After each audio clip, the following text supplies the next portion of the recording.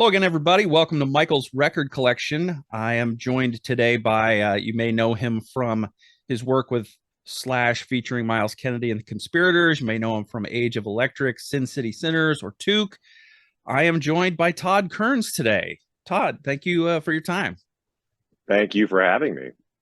So you are a part of this new trio called Heroes and Monsters. You have a self-titled debut album dropping January 20th on Frontiers Music. I am very much looking forward to talking about this record with you, but I want to start the way I always start these things out by asking you, what was your first favorite record? Oh gosh, I would have to my immediate go-to is Kiss Alive 1. Though it's probably, look at this. Though it's probably something more like the Bay City Rollers, if I actually really did was being honest about. He's just coming up here knocking every guitar pick off the plate. Thank you so much. But Kiss Alive 1 was definitely the first one that we were. My brother and I are, he's a couple years younger than me, so we both got into rock and roll around the same time, and it just kind of was this. We talk about it all the time. We bought like a Kiss record every weekend, compiling our allowances and just buying a record every weekend, and then just sort of bought every Kiss record that was available in real time, and then moving on. But yeah, that was sort of the first one. It was a good one to start with because it's live and the crowd and the drum solos and the pyro and the whole thing was sort of quite addictive. Yeah, I can definitely confirm that because that was actually my first favorite record as well. So that's great. First great one minds. that I ever asked my parents for. I had seen Kiss on a Paul Lynde Halloween special. Oh, sure, yeah. And then I kind of forgot about him a little bit because you're a kid, you don't, out of sight, out of mind. And then my friend had Kiss Alive, and I was like, oh, I need to have this now. So yeah, 100%. Yeah, obsessed with that record. Yeah, me too. Yeah. It had everything. It had all the excitement. It had the siren, and you had the drum solo and all of that stuff. So it was a good starter album, I think, for any rock fan. Absolutely, I think it stands up to this day, frankly. Yeah, I bet you do, because you've been playing with Bruce Kulick's band on the KISS Cruises, and doing some KISS covers. What is it about their music that still fascinates you to this day? It is funny because I have this conversation, you always, no matter what, you come across the naysayers who are like, aren't they just an image? And you go, well, it's obviously a big part of it. I mean, a lot of if they got you at that right age, they had you for life, because, and a lot of what got you was they were superheroes or whatever you want to call it. It was something else, and, but what a monster. Now, who is this guy? Who is this? This is Strawberry. He's out of his mind.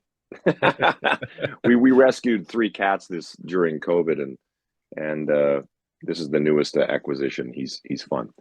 But I've always argued that the music to me is the biggest part to me. I think, we didn't, it would be one thing if it was just the image.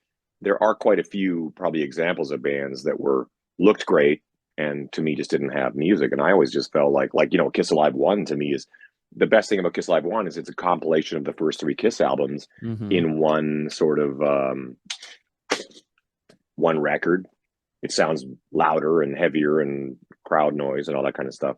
So it makes it even more intense. And then you get into what we do with Bruce, which is more focused on the 80s stuff. The non-makeup stuff is a totally different animal entirely. The songwriting became so much more, Desmond Child and Holly Knight and all these, sort of writing songs that are meant to be on the radio or meant to be sort of competing with whatever was going on with Heart and Bon Jovi and everything else. Jeepers creepers. He just kind of comes out of nowhere, right at the camera. It's almost like watching a monster movie. He's like Batman or something. But so to me, it's like the music is I'm a fan. There's Kiss stuff all over the place, but it's but to me it's the music. If they didn't have the music, I probably would have lost interest after a few minutes. Yeah, I agree. And I think if you go back to those early Kiss albums, it's hard as an adult to defend them lyrically, but the guitar Oh, solos sure. and the rhythms and the melodies all still stand up.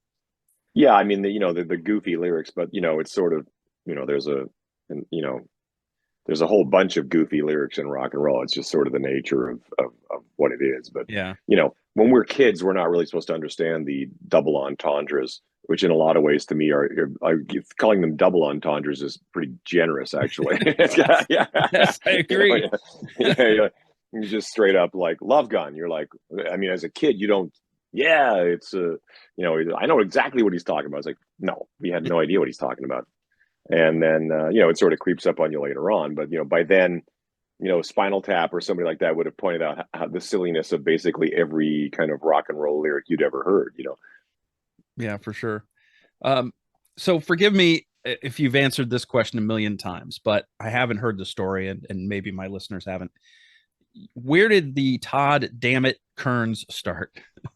Todd Dammit is one of those punk rock things that Johnny Rotten or Sid Vicious. There was a whole period of where you took your name and you stuck something on it, and Todd Dammit rhymes with God damn it, so it just sort of became one of those things that sort of was fun to say, and fun for my friends to say. I never really thought of it, and then it was just sort of something that hung around. And then when I came to Vegas, it was such an interesting sort of reboot for my career, because I'd had a whole career in Canada and then came down to the States, and it was sort of like no one was aware of anything that I'd done, which is, I almost recommend that for people. It's kind of like, you can get pretty comfortable on what you've accomplished. If you take that all away, it sort of changes the game. But it was Vinnie Paul who was really the one that sort of, I would call myself Todd Dammit on stage because no one cared who Todd Kerns was. It was just kind of, for fun. Mm-hmm. And then Vinnie Paul, I don't think he really knew what my real name was. I think he just called me Todd Dammit, would scream it across, casinos and stuff. And, oh, Vinny's here. So yeah, that's when, and then eventually there was friend gave me a T-shirt, and then that became, grew into being its own enterprise. So it really is a funny thing that actually Slash was probably the one that really cemented it, because he just started, introducing me as that all the way around. Yeah. I don't remember ever saying to him, "This is my name, call me this." It just sort of like was one of those things that he just kind of started saying, and then the next thing I knew, everybody was calling me that. Just put a bow on the KISS Kruise thing. How did you originally get involved with Bruce Kulick and his brother? And then, well, Brent, it's the drummer for Slash's band. He had played in Union, which was the post-KISS band that Bruce had with John Corabi. Okay. So in 2010, Bruce was releasing his BK3 solo record, and he said he wanted to do a CD release party at the Cat Club that's right next to the Whiskey A Go Go. It's not there anymore. A lot of my gig stories are about venues that aren't there anymore. But so we just did a CD release party, and I went up, and it was a similar thing. I sang the Paul Stanley songs, and we had a friend of ours, Adam, who plays in Candlebox now, was playing bass, and he sang a couple Gene songs, and Nick Simmons got up and sang. I think he was the only guest, and that was in 2010. And then a million years later, 2017, I guess it was, Bob and Bruce and myself and Brent went and did the cruise. And it was, to us, it was just kind of like, yeah, it sounds like fun. We didn't expect it to quite have the impact that it did. It was incredibly well received. I mean, you have to keep in mind as KISS fans that you're not always going to hear Tomorrow from Paul Stanley's solo album, and a ton of songs. I mean, we've dug so deep that what I realized is you really can't dig deep enough. There's no such thing when it comes to the KISS Kruise is the high council of Kissdom. It's like everybody there is a fan. They don't need to hear Shout It Out Loud in Detroit Rock City and Rock and Roll All Night. They love hearing, we busted out King of Hearts from Hot in the Shade, and people were like stoked, like over the moon about it. So to me, it's kind of one of those things where you really can do no wrong. And getting to be able to do it with Bob was really special. We did that, and we did one KISS convention type thing in Indianapolis, and then we lost him, unfortunately. But he was it was really great to get to do those songs with him. Nowhere to Run from KISS Killers, and All American Man and Larger Than Life, all those things that he played the solos on. It was really cool as a fan. I mean, yeah, I get it. You're never going to hear the band, especially now in the end of the road tour. You're never going to hear those songs being played by them, and that's like an ongoing thing. My friends, Tom and Zeus from the Shout It Out Loud cast, are very adamant that you never get anything new with the KISS guys now. So that's why they always feel like you guys are the sort of the highlight for them of the KISS Cruise experience. Well, I appreciate that. They're really kind to us that way. I mean, like I said, we didn't really kind of, let's orchestrate this thing that's going to completely, take everybody's attention away. That's not really the case at all. I think we just kind of focused on a particular era because of what Bruce's particular chapter is. And you realize in doing so how much love there is for that, I mean, and we all were. I mean, I was of the age, it feels like by the time I was able to finally see KISS, in reality, the first time I saw KISS live was with Bruce. So, by the time I was able to finally be concert going age, they no longer had makeup on. They were a different band. So all that whole chapter is a big part of my youth too. Animalize, that whole, Animalize Live, that uncensored thing on MTV was a big thing, Yeah. So, and a lot of my friends, Chris Jericho, Eddie Trunk, all these guys they came up in the Lick It Up, Animalize, Asylum. That was sort of their KISS in a way. We were all aware of.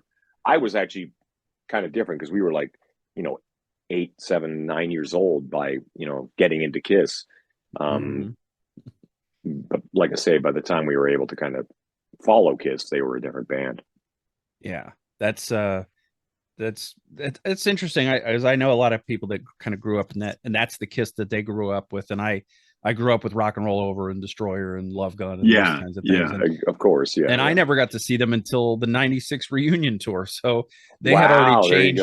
They changed and then changed back before I got to see them. From the original members to new guys to original members. Yeah. So that was a great run, though. The '96 run was amazing. Yeah, I saw that too. Yeah, it was fantastic. I didn't mean this to devolve into a KISS conversation, but it always does. It's so funny. My wife will come in sometimes. Are you guys talking about KISS? And yes, we're talking me and whoever I'm with. Yeah. Who influences you as a bassist and as a vocalist?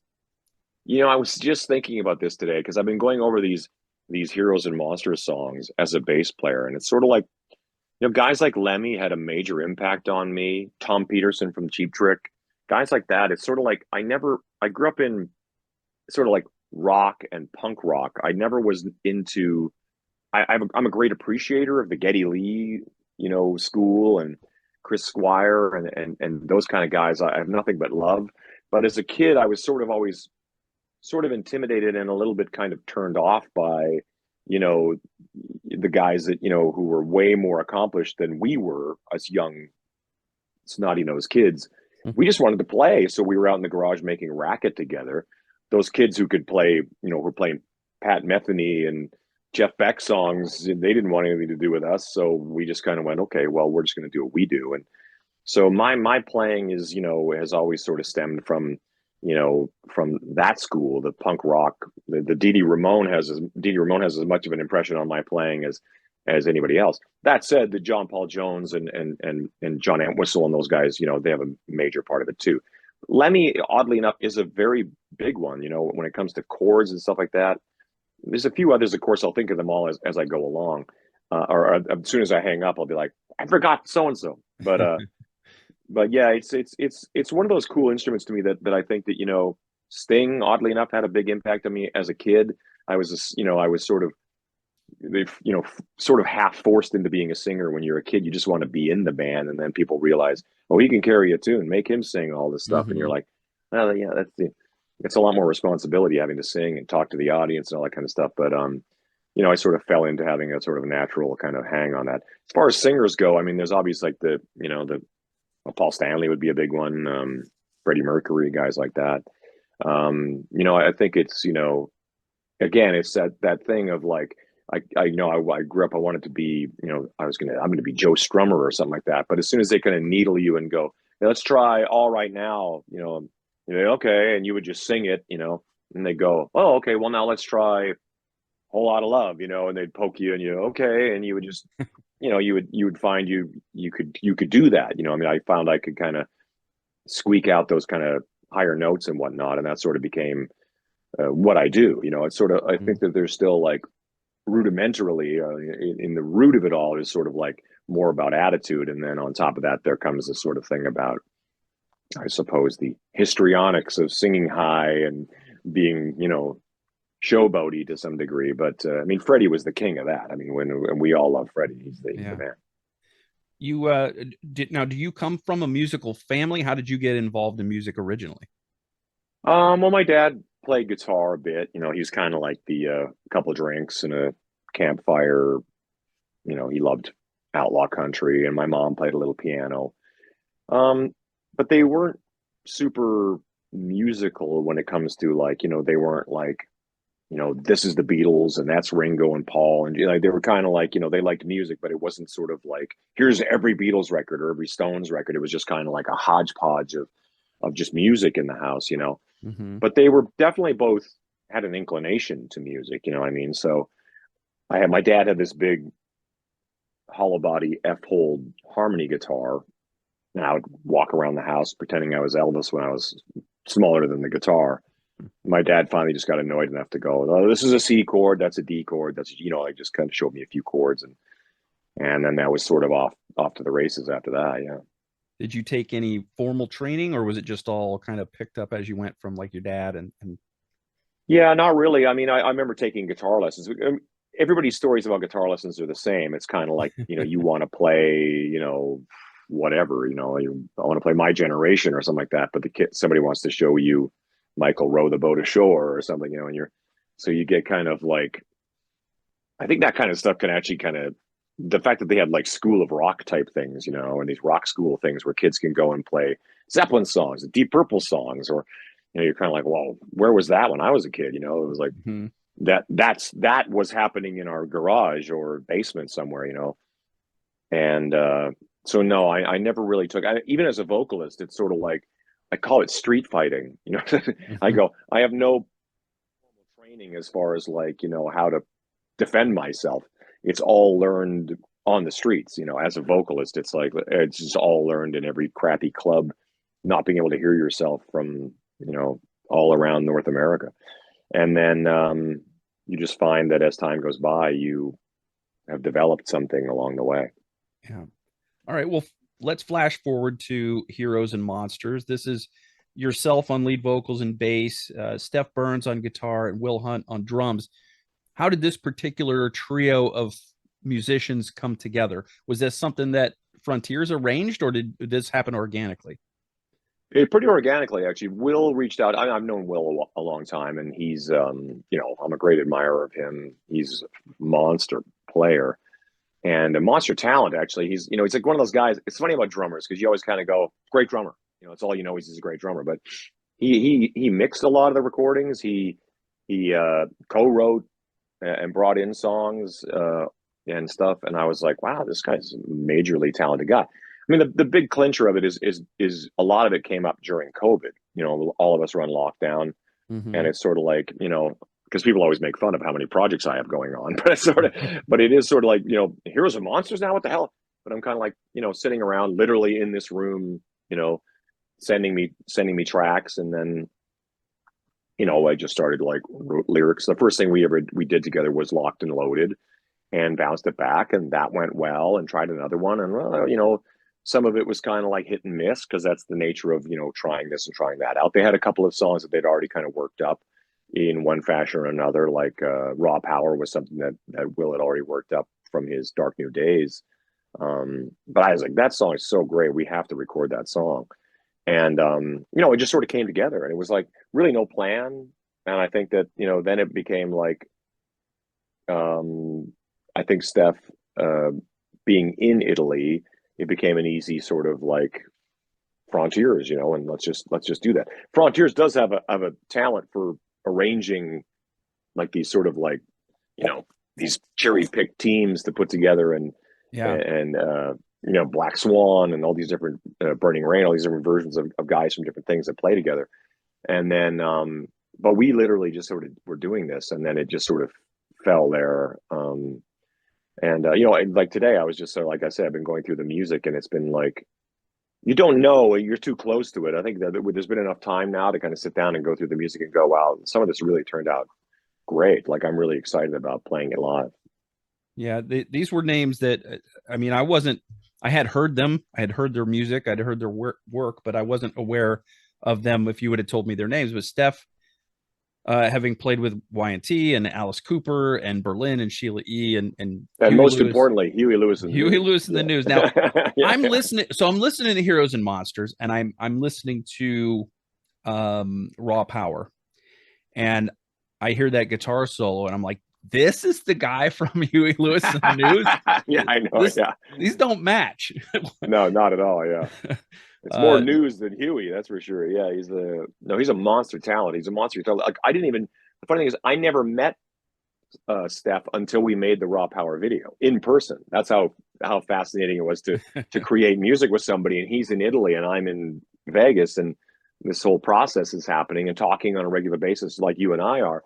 And then then you kind of like, yeah, I've never physically met this guy until we're standing, get together and like, let's make a video. And then but that's kind of the beauty of music, is it's sort of common language that sort of brings us all together. But and that respect of each other, like when you go, that guy's a monster talent, and that guy's, I mean, like I said, Will is so much more than just a drummer. And that seems like such a shitty thing to say about somebody. He's just a drummer, but it's like, but it is one of those things where you just like an amazing drummer is an amazing drummer, period. And it's an amazing thing to have. But I think, like most people, it's like you never know until you start working with somebody how much more they have to offer.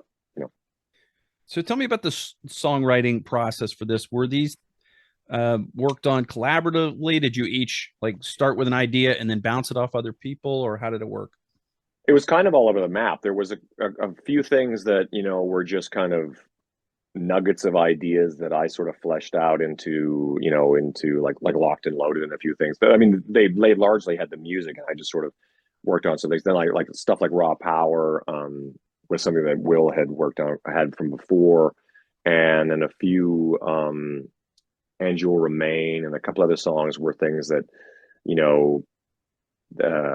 had been written, and there was a few of them along the way that I had kind of like added my 2 cents to, and they'd added their 2 cents to, and that kind of thing too. So it was very collaborative, and it's hard to get too when you get kind of like too uptight about your little ideas, especially when you're sort of like that. Those are what solo albums are for. Then you can be uptight about your ideas all day long. But when it's sort of a collaboration, you really have to be a lot more collaborative. And I think that, I've been pretty fortunate I think that a lot of the best things that I've ever been a part of are things that are, you're throwing the ball back and forth as opposed to just sort of throwing the ball in the air and catching it yourself. So I think that seems to be the way this all kind of came together. So when you start a band like this and you're getting ready to write, or maybe you've already got some ideas written down, is there a starting point where you think there's a sound you're going for, or is just the writing dictate the sound that you end up with? I think it's a bit of both, but I think because like along the way we abandoned a few things here and there, because I think the record is fairly diverse. If you ask me, I think it's actually it's got some give and go, within 10 to 20% on either side. But I think just as you're writing, and like most records are written, you've written a few songs beyond what's going to end up on the record, and you try and sort of trim it down to what feels like a good record or a good sound. You know what I mean? Mm-hmm. So it is always one of those things where, what does Heroes and Monsters sound like? You don't know until you've kind of recorded a bunch of or collected a bunch of songs, and then decided, like, I guess we sound like this. It could sound like the softest version of Heroes and Monsters or the hardest version of Heroes and Monsters, and then sort of like it's usually somewhere down the middle. So you have 10 tracks that you ended up with. How many did you record for this album originally and pare down? Well, I don't know if recorded would be the word for it, but we definitely worked on I'd probably say somewhere around 15 that were sort of tossed around, that just sort of never either didn't get finished because it was not, because often things, sometimes in that process, something else takes precedence, and and you kind of find yourself over there, and this gets kind of left behind. That's how Mhm. sometimes songs end up, like, from different bands. Like the Tattoo You record apparently is largely made up of like forgotten Rolling Stone, not forgotten, but older Rolling Stone songs that ended up being like um, eventually becoming a record, and becoming a very successful record, by the way. Mhm. But that happens all the time. Songs that, like, well, Kiss is a good example. There was a lot of Wicked Lester songs that started appearing on Kiss records later on, when they were like cramming to write songs. Yeah, is and to that end, were there some of these bits that came from previous projects that got dusted off and finished for Oh this yeah, album? yeah. Will definitely brought in some things, some Dark New Days, and a few other things. Not so much for me. I'm always sort of like, I actually prefer the creative process being from project to project. That's kind of like, I'm not the kind of guy who, well, when I say that, it's sort of like I usually write for this particular project or that particular project or that particular, and there's things that are left behind on all those projects too. But I am sort of the mind of, if it was left behind there, it's probably, leave behindable, Mhm. But they usually do find their way into something one way or another. But yeah, there was definitely like those Dark New Days songs. It's a song called I Knew You Were the Devil, was also another Dark New Days song that I was like, these are great songs. I think we have to record them. And as a singer, it was just like, these were a pleasure to sing. Now, How as long have we been? How long have we been talking before John yells at me? oh, 28 minutes. I'm almost Okay, cool. Let's do one more. Yeah. all right. So I wanted to talk a little bit about some of these songs, but before I do, I just want to quickly ask you: are all the voices on the record you, or did the other guys kick in some backing There's vocals? other guys on there too, and there's actually an Italian guy that he sings backups on a couple of things too, just because as Stef was mixing and stuff, they were coming up with, what if we had this or what if we had that, and it's sort of like, I'm sort of like, look, if you guys can, make it happen there's no sense kind of like going through the entire process of, because I'm off doing something else and whatever. And can you get to the studio? And it's like, just put somebody else's voice on there. I like the correlation of different voices, the Michael Anthony to David Lee Roth kind of thing. Mhm. It's like, I love that kind of stuff. It was weird when David Lee Roth's solo album started happening, it was all Dave's voice. Um, but so that, to me, that and Will and Stef do pop up, but it's my lead vocal basically. Yeah. You have some, like you mentioned, you have some variety on this record. You start off with some really in your face rock and roll, locked and loaded, raw power. And one thing that really I thought was interesting was the third song, Let's Ride It. The beginning verse, or at least the verses, or at least the first verse especially, it really feels like you're channeling some Cheap Trick there. Was that something that you had consciously in mind? I definitely, Cheap Trick is definitely in the just sort of in here, you know what I mean? Mm-hmm. So yeah, whenever we talk about that, there's a little bit of there's a lot of Cheap Trick, a little bit of Sweet, bands like that. Those are kind of like, that's kind of my jam actually. Like when I talk about punk rock or even rock, there's this sort of common ground between where it's like Cheap Trick and MC5 and that kind of stuff, to me, is, and the Sweet and bands like that, that it's sort of unquantifiable in a way. Like glitter rock and glam rock, the 70s British glitter rock and all that is such a big part of what I love as well. T-Rex and all that kind of stuff. So that kind of stuff is all in there. And Let's Ride It has definitely got all the elements of that for sure. Yeah. Do you have a favorite song on the record? Oh man, that would be really tough. I mean, I kind of keep going back to Locked and Loaded, only because it was the first thing we sort of put together. Um, but I don't know that it would be my favorite. I think probably in some ways, even though like my creative input on things like Raw Power and Wish You Were the Devil, or I Knew You Were the Devil, those ones really are strong, great songs. And sometimes you're given the gift of singing something that's really, really pleasing and really kind of a gift to be able to sing. And You'll Remain is really strong. Here I am. Name a song. I'll name the whole goddamn record. Yeah. Yeah. Well, I like that it shows the diversity of the band. You have the power comes through in the early tracks. You've got that more glam, Let's Ride It. You've got some softer songs like the acoustic guitar on And You'll Remain, and Mhm.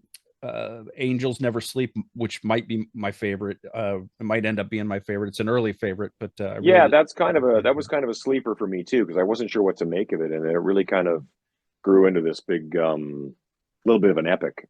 Yeah. Yeah. So the album is called Heroes and Monsters. The band is called Heroes and Monsters. I know you have a lot of these to do today, Todd, but I want to thank you. I wish you the best of luck with this record. I would love to have you come back on again and talk some more KISS with me. And absolutely, I'm always up for that. Great. Thank you so much, Todd. Best of luck with Heroes and Monsters, and thanks for your time today. Thank you, brother. Thank you so much. Have a great day. Happy New Year. Thanks. You too.